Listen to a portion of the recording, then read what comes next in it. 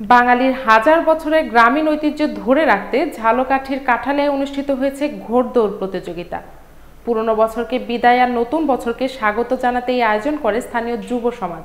বিস্তারিত জানিয়েছেন ঝালকাঠি প্রতিনিধি মোহাম্মদ মাহিম খান। কচুয়া ইউনিয়নের খন্দকার বাড়ির মাঠে হাজারো মানুষের পদচারণা, কারো কাঁধে শিশু, কেউ আবার গাছের ডালে উঠে দেখছেন প্রতীক্ষিত ঐতিহ্যবাহী ঘোড়দৌড় প্রতিযোগিতা। পুরনো বছরকে বিদায় আর নতুন বছরকে বরণ করে নিতে এই আয়োজন করে স্থানীয় যুব সমাজ। এতে অংশ নেয় 15টি ঘোড়া। দর্শনার্থীরা এসেছেন ঝালকাঠির কাঠালিয়া, রাজাপুর, বেতাগী ও বরগুনা সহ আশেপাশের এলাকা থেকে।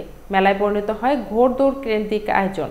ছিল পিঠাপুলের দোকান, খেলনা আর গ্রামীণ হস্তশিল্পের স্টল। অনেক বছর পর এমন আয়োজন দেখতে পেরে খুব ভালো লাগছে। গ্রামীণ ঐতিহ্য বাঁচিয়ে রাখতে হবে। প্রতিযোগিতায় প্রথম স্থান অধিকার করে দোগনার মোহাম্মদ এনায়েত হোসেনের ঘোড়া, দ্বিতীয় আরব বুনিয়ার মোহাম্মদ মহসিন এবং তৃতীয় হন মিরাজ শিকদার। বিজয়ীদের হাতে পুরস্কার তুলে দেন তরুণ সমাজসেবক ও রুবেল যুব ও ক্রীড়া সংঘের প্রতিষ্ঠাতা সভাপতি মোহাম্মদ আতিকুর রহমান রুবেল। গ্রামীণ ঐতিহ্যকে ধরে রাখতে এমন আয়োজন আরও বাড়ানোর দাবি জানিয়েছে স্থানীয়রা।